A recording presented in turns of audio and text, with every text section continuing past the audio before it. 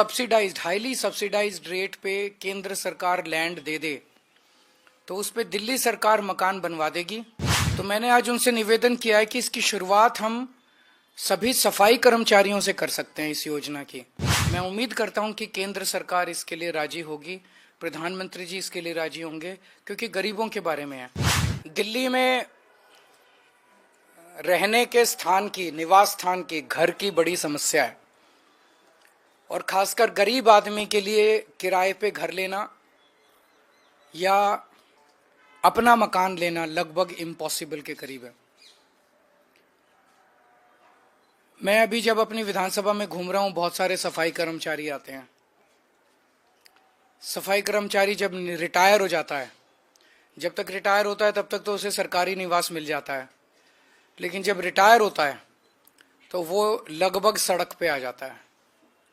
उसकी इतनी पेंशन नहीं होती कि उसमें वो किराए पे अलग घर ले सके, इतने पैसे नहीं होते, उसके पास सेविंग्स नहीं होती कि एक घर खरीद सके। मैंने कई ऐसे सफाई कर्मचारियों को देखा है जो रिटायरमेंट के बाद झुग्गी में अपना जीवन जीने के लिए, और झुग्गी भी आसान नहीं है बनानी, झुग्गी में अपना जीवन निर्वाह करने के लिए मजबूर हुए हैं। तो आज मैंने प्रधानमंत्री जी को एक खत लिखा है, उसकी एक कॉपी आप लोगों को दे रहे हैं कि दिल्ली के अंदर सरकारी कर्मचारियों के लिए योजना बनाई जाए, स्कीम बनाई जाए, जिसके तहत, क्योंकि दिल्ली में लैंड जो है वो केंद्र सरकार के अधीन आती है, तो अगर सब्सिडाइज्ड, हाईली सब्सिडाइज्ड रेट पे केंद्र सरकार लैंड दे दे तो उस पे दिल्ली सरकार मकान बनवा देगी और आसान किश्तों के अंदर सरकारी कर्मचारी वो उसका पैसा भुगतान करके उसके मालिक बन सकते हैं, उन घरों के मालिक बन सकते हैं। तो मैंने आज उनसे निवेदन किया है कि इसकी शुरुआत हम सभी सफाई कर्मचारियों से कर सकते हैं इस योजना की।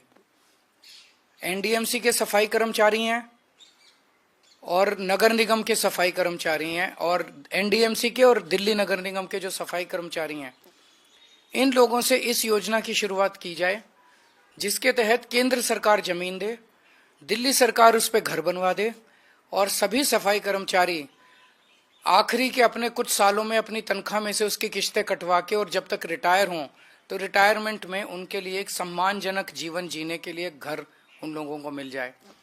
मैं उम्मीद करता हूं कि केंद्र सरकार इसके लिए राजी होगी, प्रधानमंत्री जी इसके लिए राजी होंगे, क्योंकि गरीबों के बारे में है। तो पहले सफाई कर्मचारियों से इसकी शुरुआत करते हैं। एक बार ये शुरू हो गई स्कीम तो फिर अन्य कर्मचारी, सरकारी कर्मचारियों के लिए भी इसको लागू किया जा सकता है। तो ये बेहद कल्याणकारी, जैसे प्रधानमंत्री जी ने कहा कि दिल्ली की कल्याणकारी योजनाएं लागू रहनी चाहिए, तो नई नई कल्याणकारी योजनाएं भी लागू होनी चाहिए। ये एक नई कल्याणकारी योजना मैंने आज प्रधानमंत्री जी को भेजी है। तो अभी सफाई कर्मचारियों से शुरुआत की है। दिल्ली नगर निगम और एनडीएमसी, इनके जितने सफाई कर्मचारी हैं, इन लोगों के लिए एक हाउसिंग स्कीम बनाई जाए।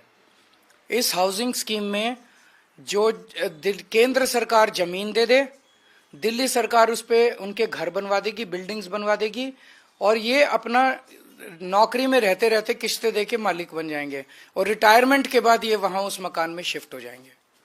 ये स्कीम है। देखिए, इस बार हम जिस तरह का कैंपेन देख रहे हैं, दिल्ली के लोगों ने इस तरह का कैंपेन देखा नहीं है। इस तरह की हिंसा आज तक दिल्ली के लोगों ने देखी नहीं है, जिसमें एक पूर्व मुख्यमंत्री के ऊपर कातिलाना हमला करने की कोशिश की जाए। लेकिन मैंने हमेशा कहा है कि मैं देश के लिए, समाज के लिए मेरा जीवन समर्पित है। वो अपने वो इसी तरह से, वो हार रहे हैं बुरी तरह से, वो इसी तरह से चुनाव लड़ना जानते हैं, वो इस तरह से अपनी कैंपेनिंग करें। मैं लोगों के काम के लिए, लोगों की योजनाओं के लिए, लोगों के भले के लिए, उनके विकास के लिए योजनाएं ऐलान कर रहा हूं, अपना काम बता रहा हूं। हम उस तरह से अपना कैंपेन कर रहे हैं। लिख के देने दो, वो अभी थोड़े दिन उनको उसमें जीने दो, सपने में जीने दो, कोई हर्ज नहीं है। देखिए, संदीप दीक्षित जी को तो आप ही लोग दिखा रहे हैं ज्यादा, वो भी मुझे बताया गया, ऊपर से फोन आता है कि संदीप दीक्षित को दिखाओ, संदीप दीक्षित को दिखाओ। तो भाजपा को इस बार कांग्रेस का सहारा है इस चुनाव में।